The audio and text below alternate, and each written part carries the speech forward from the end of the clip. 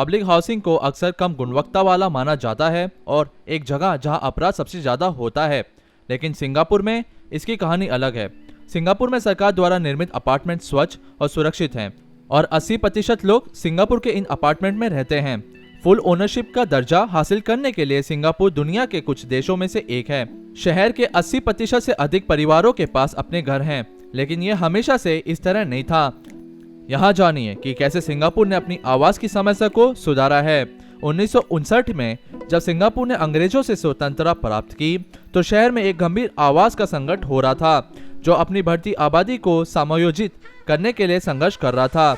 1960 में सिंगापुर के पहले प्रधानमंत्री ली कुआन यू और उनकी सरकार ने हाउसिंग एंड डेवलपमेंट बोर्ड या HDB की स्थापना की, जो कि गरीबों के लिए किराए की इकाइयों के निर्माण के लिए एक सार्वजनिक आवास एजेंसी थी।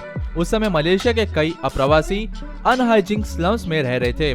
चीनी और मलेशियाई के बीच का नस्लीय तनाव बढ़ रहा था और HDB एक कठिन समय का सामना कर रही थी कि कैसे उन्हें अपनी बस्तियों को छोड़ने के लिए मनाए बिल्डिंगों के लिए। फिर 25 मई 1961 को बुकित हुसुई के बस्ती में आग लग जाती है, जो कि 4 लाख वर्ग मीटर का क्षेत्र था, जिसमें 4 लोग मर जाते हैं और 16,000 लोग बेघर हो जाते हैं। सरकार ने 1 वर्ष के भीतर सभी अग्नि पीड़ितों को घर दे दिया और अगले 5 वर्षों में आपदा की साइट पर नए आवास का निर्माण कर दिया। इसकी त्वरित प्रतिक्रिया ने लोगों का दिल जीत लिया और भविष्य की सार्वजनिक आवास परियोजनाओं के लिए मार्ग प्रशस्त किया। सिंगापुर दुनिया के कुछ स्थानों में से एक है जहां के स्टैट्यूटरी बोर्ड ने फर्स्ट 5 ईयर प्लान में जो भी निर्धारित किया था उसे संतोषजनक ढंग से पूरा किया। 1965 तक HDB ने 50,000 से अधिक अपार्टमेंट बनाने में कामयाब रहा, जिससे 4 लाख लोगों को घर मिल गया, जो उस समय की आबादी का 1/4 हिस्सा था। अपार्टमेंट को किराए पर देने के अलावा HDB ने उन्हें 1964 में बेचना भी शुरू कर दिया। सिंगापुरियंस को अपने वेतन का हिस्सा बचाने की आवश्यकता होती है। राज्य द्वारा संचालित सेंट्रल प्रोविडेंट फंड के लिए पहले फंड केवल रिटायरमेंट के लिए प्रदान करता था।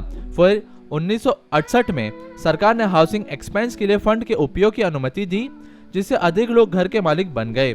कई अन्य देशों के विपरीत सिंगापुर का पब्लिक हाउसिंग गरीबों के लिए ही नहीं है, इसके बजाय ये पूरी जनता के लिए भी है।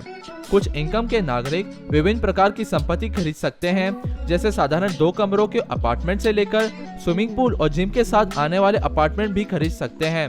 प्राइवेट मार्केट की तुलना में उनकी कीमतें आमतौर पर 20 से 30% सस्ती होती है, लेकिन आपको अपार्टमेंट के लिए पहले अप्लाई और ऑर्डर करना होता है। फिर इसके निर्माण के लिए कई वर्षों तक प्रतीक्षा भी करना पड़ता है। इसके अलावा आप इसे तब तक नहीं बेच सकते हैं जब तक कि आप वहां कम से कम 5 साल नहीं रह लेते। आज तक HDB ने राज्य में फैले 1 मिलियन से अधिक अपार्टमेंटों की योजना बनाई, डिजाइन और निर्माण की है। पब्लिक हाउसिंग में रहने वाले लोगों का प्रतिशत 1960 में 9% से बढ़कर 2016 में 80% हो गया है और सिंगापुर की अर्थव्यवस्था के उदय के साथ घर की दर में भी तेजी से वृद्धि हुई है। सिंगापुर के पब्लिक हाउसिंग को दुनिया में सर्वश्रेष्ठ माना जाता है, लेकिन कुछ इसे सोशल कंट्रोल के एक तरीके के रूप में भी देखते हैं। तत्काल के लिए समझ लीजिए, कोटा के हिसाब से हर एक HDB के ब्लॉक में बड़े ध्यान से चीनी, भारतीयों और मलेशिया को घर दिया जाता है, जिसका उद्देश्य जातीय समूह को सावधानी पूर्वक एकीकृत करना होता और एक अस्थिर नस्लीय के गठन को रोकना भी है। लेकिन फिर भी प्रभावी नीतियों और मजबूत राजनीतिक के साथ एक शक्तिशाली एजेंसी ने सिंगापुर के आवास के संकट को ठीक कर दिया है और लाखों लोगों के रहने की स्थिति में सुधार किया है।